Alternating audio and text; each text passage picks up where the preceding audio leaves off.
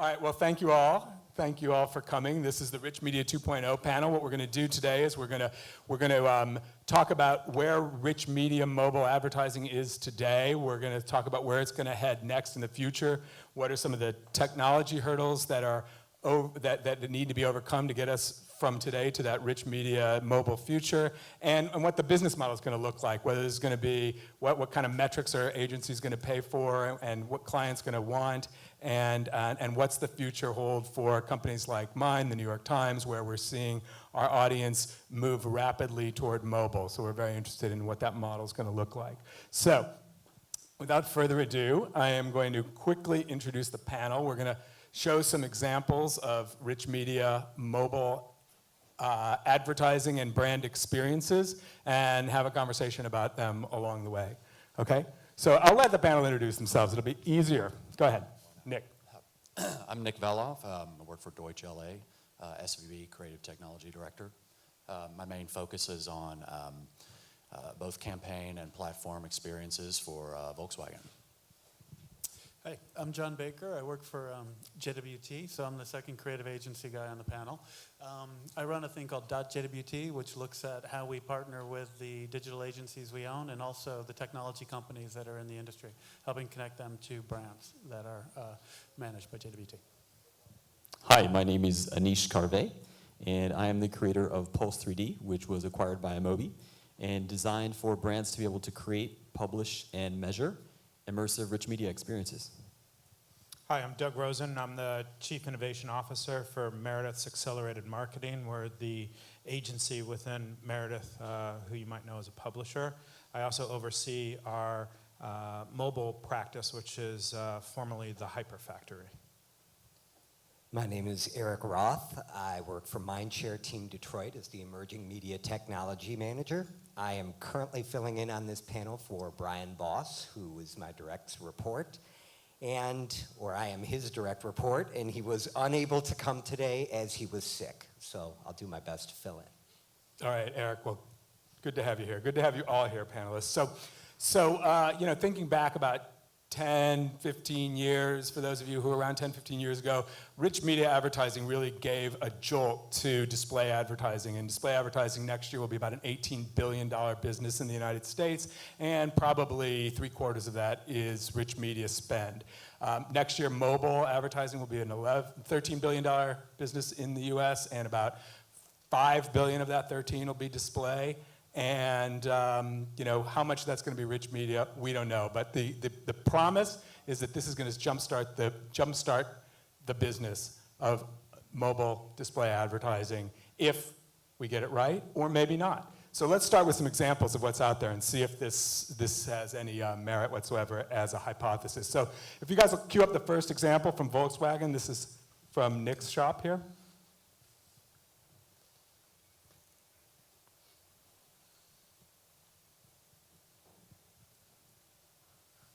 You're going to have to narrate for us here, it looks like.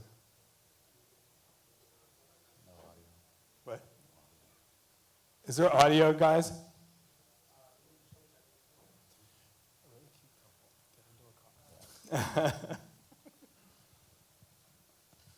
Hello?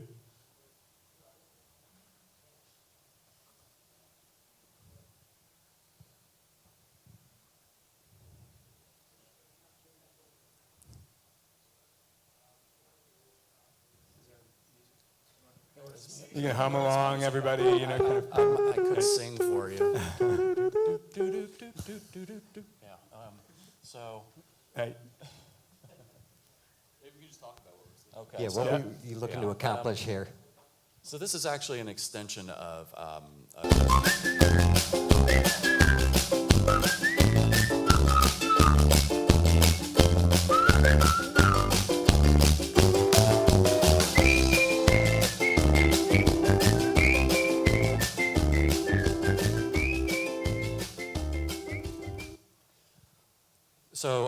This is actually an extension of a campaign that we had that Deutsch partnered with Google called Smile Drive, in which it's a location-based app, and I think we're going to show a video for that following.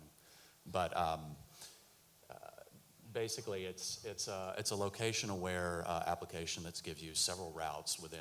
The point of the TDI is that it can go around 800 miles on a single tank of gas. And what kind of routes and trips would you like to take with that?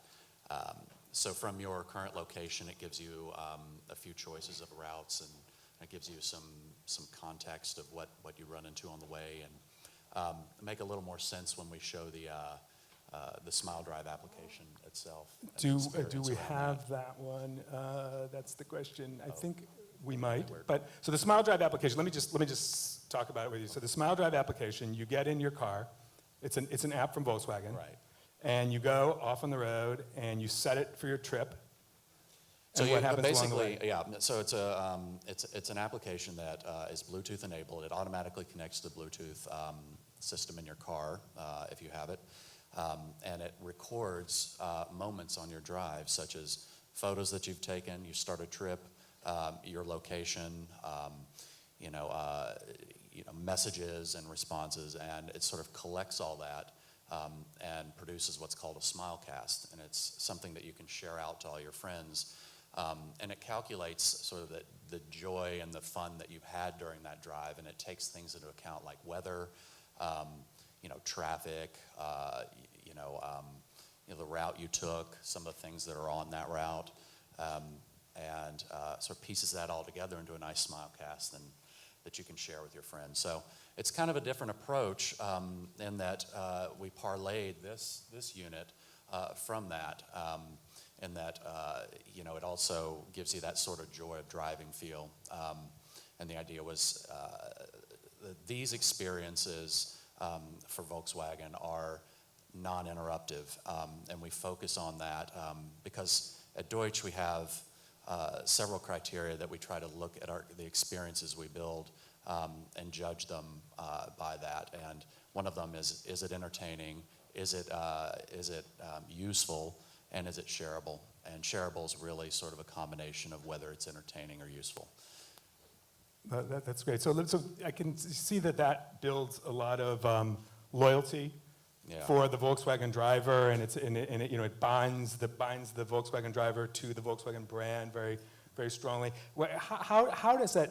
Can throw this out to the whole panel? How can that build demand for Volkswagen? I mean, I see how it retains and engages that Volkswagen customer, but is there a demand generation component that we can factor in? Well, there's always an element of these units that gives you some information about either a quality or a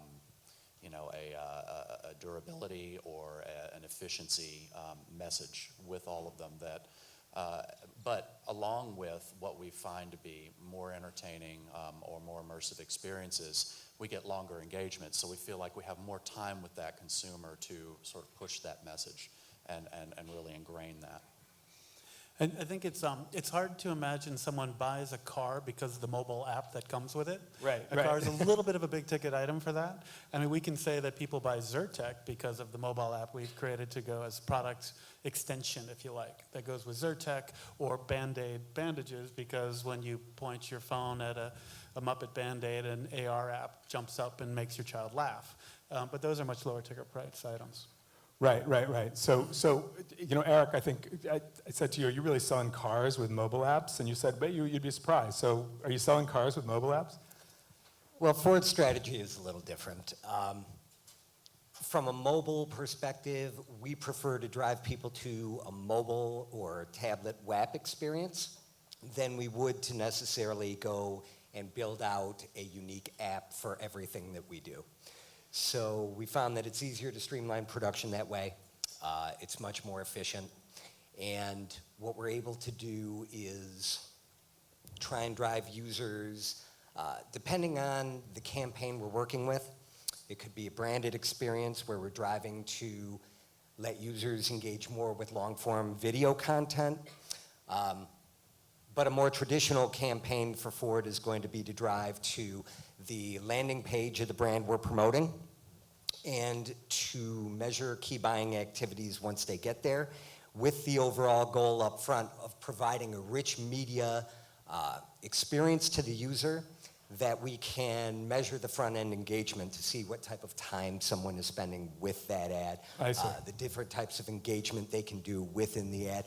That's basically how we're measuring brand effectiveness, and it's how we're measuring one vendor against another in terms of overall who we'd move forward with down the road.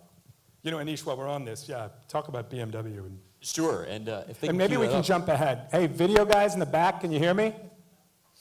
Can we jump ahead to the BMW example? It should be 1, 2, 3 from where you are. No sound, please. I will narrate. Okay. Yes, we got it. Great. Oh, wow, that was fast. Okay, let's do it. So to Eric's point, No sound, please. okay. So to Eric's point, he mentioned a few key items. So first was measurability, right? That's the question on every advertiser's mind. What is the return on investment that I'm getting for this ad? And what we wanted to do was create a generation of ads that would allow users to experience products as if they were physically present. So the problem that you're seeing solved here is that this is for a prototype vehicle by the name of the i8, and there were only 2 in existence in all of North America. So the problem that we were really faced with was, how do you take a car on a road show when you don't physically have that car? And I think if I really distill Michael's question down to its essence, the question is, how can you get consumers to the tipping point more quickly? And the answer that I would offer is, we need a generation of rich media that is increasingly more realistic. Video is the beginning, but it doesn't quite scratch the itch because apps are so personalized and so responsive to exactly what people want that we need a generation of ad experiences that are as compelling as the apps. So I think it's, can we get customers closer to the tipping point by giving them an experience that's as strong or as compelling as them being physically present for that product? Wow. Yeah, and this is truly immersive, and I love the fact that it was for a product that didn't yet exist. Cool. And here we are now, they're about to deliver this car. So it's been a very exciting partnership. And pretty soon you'll be able to 3D print it in your home. That would be a If you like stretch, it. but let's go for Right. it. Yeah. Cool. So I mean, as immersive and as personal as the app itself is sort of an interesting point here. And I heard a lot in preparation for this panel, in talking to people, and you know, in Nick's comments too, that there's a real there's a real backlash, let me say, against interruption somehow. Interruption. Don't interrupt me. I'm too busy being distracted. That seems to be everybody's attitude these days when it comes to advertising. Don't interrupt me. I'm really distracted. I'm doing 15 things at once, and I'm only paying partial attention to any one of them. So how dare you interrupt me? But there are interruptions in these experiences that are natural, whether they're moments of leveling up, whether they're full-page interstitials as you're paging through things. And I think those moments are moments where an immersive, appropriate kind of storytelling can emerge. And I wanted to show another new rich media unit that's come from a company called Tapestry, which is a tap storytelling platform that allows you to kind of pace yourself through just a story on the small screen, and think about this as an alternative to interruption, and get some of the folks in the panel's reaction to this. So here's Tapestry, tappable storytelling, and it's a short video, and you can let the sound go, not too loud. It'll just explain it.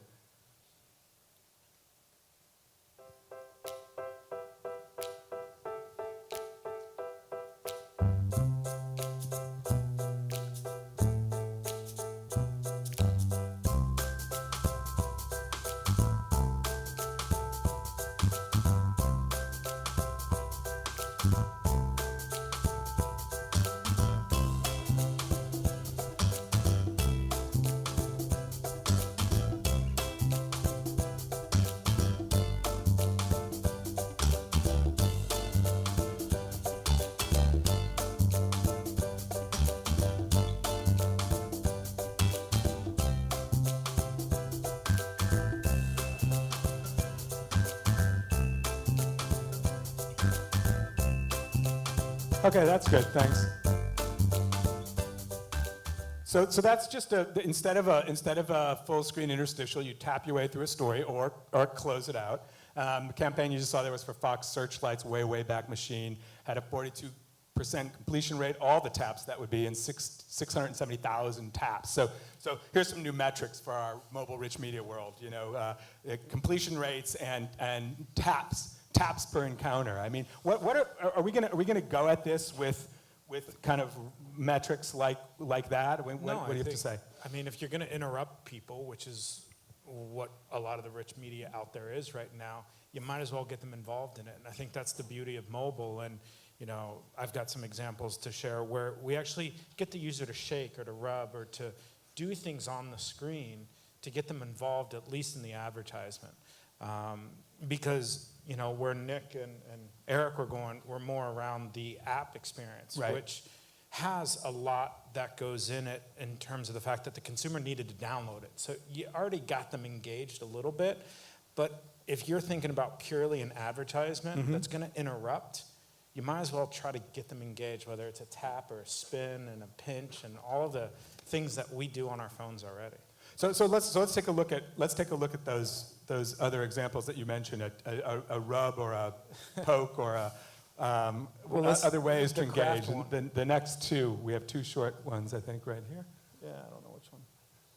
So this is for craft, where we tapped into the weather conditions with Weather Channel, and you shake it and you get some various recipes that are tied to if it's cold out, if it's hot out, things like that. And all of it's driving to get you to download the application, iFood Assistant. So these are all awareness generating type things to drive the discoverability and the download of the application itself. So it's an ad that's targeted based upon the weather conditions. Your location, so we're tied in with Weather Channel in this case, so Okay. we know where you are. We know the weather there, and we're delivering content based on this. And I think that's the key to a lot of proper media, whether it's rich or not rich. It's just the context and the content that you're going to deliver, and here we're looking at both.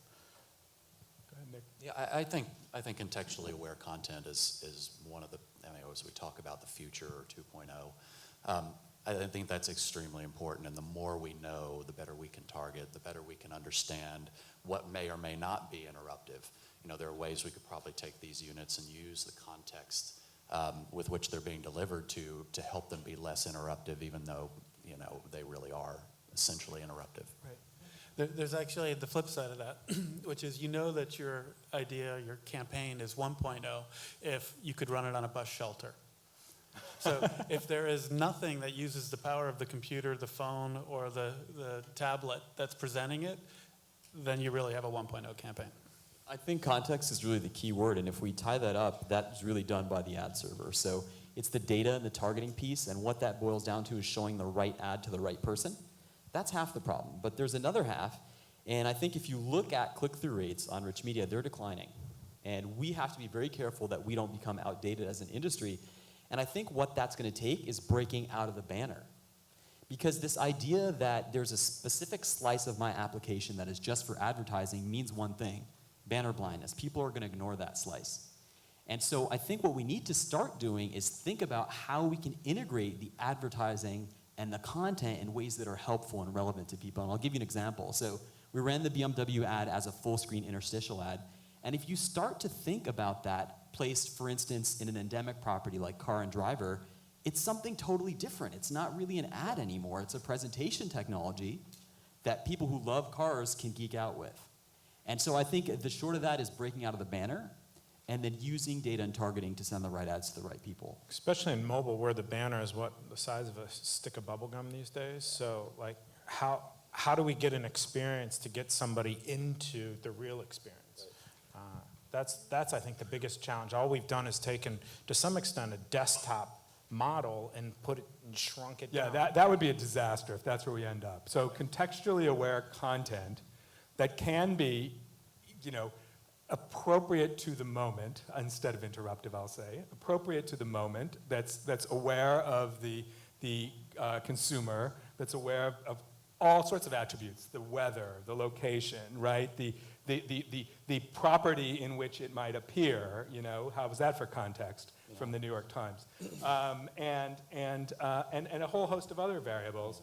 And it's got to be enough screen real estate to make an impact. So although a full screen interstitial might not be a banner, it can be delivered similarly. We shouldn't forget that tablet is mobile, And Tablet is And mobile. in most of the tablet environments delivered, whether it's a DPS or, all of those magazine properties, they give you full screen, and that full screen's interactive. That's right. The real bar, I think, to aim for, if an agency can create an advertisement that people forget is an advertisement, they win. And so it should feel just as fluid as the rest of the content. And I think breaking out of the banner means to me that you don't know what's an ad and what's not. And if we do really well on relevancy, then we all of a sudden went from annoying and interrupting people to helping them, to things that they're interested in. Now, the careful trade-off to make there is we don't want uncanny valley, because sometimes it's spooky, right? Like, if you go to Amazon and then you're surfing around on Google and that product that you were looking at is now following you, right? So there's a very ginger line, I think, to be towed between how much information we use about people and how relevant the ads are. Right. It's an interesting point, and I'd like to sort of think about what Facebook does in that context. The amount of information Facebook has on the average consumer is unreal, and what they could actually tell about you across the board, from where you go, what your interests are, and everything. They've compiled all this behind the scenes, and now with their newest and some of their latest releases, they're inlining these ads right in your feed, so you can't help but to run across them. Some of them are very obvious ads, and then some of them you take a second, you blink, you're like, oh, is that an ad, or is that part of my content? Is that something that a friend of mine posted?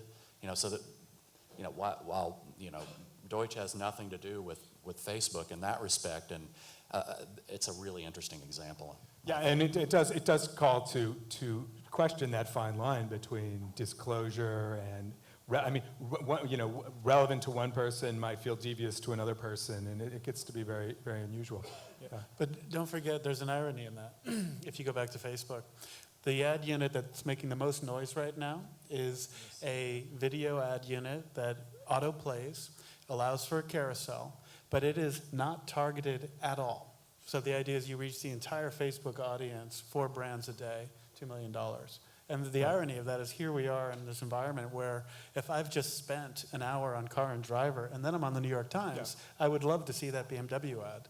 And yet the industry in chasing the brand dollars is going for big reach. Well, okay, approaches. there's a lot under the hood of what you're saying there too. I mean, I think that this gets to the need to have real reach metrics as well as engagement metrics, and I do want to turn the discussion around to metrics just a little bit here. But before we do, let's have a little fun and lead up to the metrics with your last example of a video, which you can explain to us what's going on here. So this one's for Trojan. And the point of this was to get, again, the consumer involved into the new product, which we just kindly asked them to rub to reveal, which perhaps gets them involved in the product demonstration or the components of the product. Okay, itself. I'm sorry, mobile That's exciting. That's very equivalent exciting. Yeah, multi-touch. Mobile equivalent of Punch the Monkey. Yeah, multi-touch. But again, that is just a general awareness. We don't want the consumer to do anything more. It's kind of like the modern bus shelter ad. It's where, yeah, it's Yeah, just it's just fun. fun and It entertaining, reinforces a product attribute, and Yeah. you move on with your life. Yeah. No, It's a lot more boring, but you can do really simple things to get a brand message across. And the really example simple, I shared really with- nice, really simple, really brand appropriate, I suppose. No, I mean, we have Rolex as an account, and it's nothing more than when you pass to the ad on a tablet, the watch resets itself to the time, the actual time for where you are. And of course, then the second hand moves, and it doesn't jump because, of course, there's no quartz involved in a Rolex. Right. That's nice. So that's great. So if you look at that from the range of something like the Trojan, a very simple interaction gets a brand message across Rolex, to an immersive 3D experience for a product that doesn't yet exist, that's extremely complicated to explain, right? Yeah. How are we going to evaluate this? Like, what So are the metrics margins of going to be, CPG right? versus the margins of a BMW. I mean, at the end of the day, I think you have to have advertisements, whether they're rich media or not, apps or not, websites that are not. They're all forms of advertisements. You have to have those advertisements that are right for the brand that you are advertising. And I don't think it would be appropriate to have a 3D experience for perhaps a packaged goods. Fair enough, Don't I knock agree. it until you try it. Fair enough, I agree. And I was getting more toward how do we distill this down so that clients know what they're buying and what they're paying for in a way that is simple enough so that every execution, where there's now this huge creative opportunity, can be, evaluated, explained, bought, and sold along a simple method. So we had, GRPs, right? Nice, simple currency. It's what Facebook's selling, right? Reach, you need it. Everybody needs it, right? Reach and frequency. We had clicks, which everybody I think in the world thinks is a failed system that didn't serve us well, that may have made pricing within a siloed behavior for commerce work extremely well, but didn't necessarily create any brand lift, didn't necessarily support the content that surrounded it. And so now we have these other opportunities. Can we move to a cost per engagement? Can we move toward a reach point? Can we somehow simplify a world that seems to be complexifying? I think it depends on the campaign. I mean, some campaigns we want to drive people. I think in your case, you're driving people into the build-in price and the configurators and things like that. Exactly, and that's normally a typical campaign for us. So there'll be a couple different ways we'd measure that campaign. First, anything we would go to market with in terms of advertising in the mobile tablet space, any campaign I'm writing is 85% plus rich media enabled. The client, if they're not seeing rich media, if they're seeing a static banner, we're being accused of simply buying space. Okay. So everything has got to be rich media enabled. Everything has to have some sort of hook to offer the audience some sort of brand interaction and experience that we are trying to measure on the front end, as well as closed loop tracking on the back. Ford's been closed loop tracking mobile for over 8 years now with our own makeshift systems. And a normal goal would be to drive in to a landing page and how many people how many requested a quote, did a build-in price, reached out to a dealer. We're also starting to see that dynamic flip over at Ford, where branding and positive brand lift and association is most important. And to that, we're seeing a paradigm shift in the way we're going to market with mobile tablet. What we're doing a lot more of, to your point, is we're putting brand lift studies against just about everything we put into the mobile tablet space to see how those ads are actually affecting brand lift and positive opinion. And we're also driving to a lot of new destination pages, branded YouTube hub experiences, so to speak, because we're creating a lot of our own content in-house. So we're starting to branch out and do a lot more, and the core KBAs that used to be the core judge of how our mobile tablet is doing is starting to change. That's great. So we have an opportunity to write. What's that? Yeah, I was going to say, hallelujah, thank you. Speaking of interruptions, we're righting the wrong. We're correcting the original sin of Keep calm, everyone. The brand dollars are coming. Brand dollars are coming. and Is that the speaking of message? interruption, Michael, Here's the dirty Michael, secret. I need to interrupt for a second because we have 2 minutes left. So if you, I don't know if you wanted to leave any time for question and answers, but now We're having would be too the time. much fun. No, All right, we too much fun. can take a couple of questions if you want. Do you want to add something? Quick No. wrap up there, yeah. go So ahead. I think we know how to measure engagement. You've got engagement rates, you've got time in ad, but until and unless we see advertisers pony up for a different cost model and they're actually paying for engagement, I think a lot of that is just talk. Right. Because there's no guarantee, if you pay on a CPM basis, there's no guarantee that anybody saw that impression. But it's a Well, that's very going to be risky- corrected though too. Well, there's different levels of engagement and where in the funnel you're targeting the customer. So at certain levels in the funnel, you're going to engage them in a time spent in engaging. And then number of downloads is another from an app perspective. So we're at least starting to see some different types of different models for that. That's great. So my quick takeaway is that we finally are moving digital up the funnel thanks to some highly enabling creative palettes and technologies that are becoming more widely distributed. The secret of Rich Media 2.0 is that it's already here, it's just not evenly distributed, as William Gibson would say. And maybe we have time for one question. If we One could. burning question, right here. It's not burning so much, but I've heard about pinching, poking, prodding, engagement, and I'm curious, especially on the automotive side, why more people aren't taking it even further down the funnel, because this is still a phone and tracking phone calls. Eric? Well, that's a great question. And I think from a tier 2 perspective, and again, keep in mind, I'm the national guy, so I don't want to speak out of turn, but when it comes to the tier 2 and tier 2.5s and the tier 3s, They are all beginning to leverage mobile within all their campaigns. Their goals are different than they are at a national level. Obviously, at the tier 2 and tier 2.5 level, the core goal is driving foot traffic into dealerships. So, I'm sorry, I think I'm getting off. What was your question? Why aren't more folks Tracking phone calls. Yes. That's a good question. I would say we're using rich media, at least from my experience, what I'm seeing in the tier 2 and tier 3 space. We are trying to drive as much traffic down to the regional sites, and from the regional sites, we're disseminating those people down to the actual dealerships themselves. So within the experience that we're driving to, we will have the ability to say, okay, there is the Ford Fusion 2011, less $10,000, please pick up the phone and call. We're giving users that opportunity, but there are a lot of restrictions and a lot of rules and regulations in terms of how you drive traffic within those environments. It's not like me who's simply promoting the new Ford Explorer and my overall goal is to drive to the parent site. Here we're trying to drive a lot further down the funnel, and there are a lot more rules within the regional players of how that traffic needs to be disseminated so that it's fair for all the players. For large automotive agencies, that's a very tricky question because there are those rules like you talk about. There's the regional area of responsibility for various dealerships, and you have the dealer marketing battles, and then IT. IT challenges, and then for a global brand, you have the global challenge as well. So for VW, we come across that as well.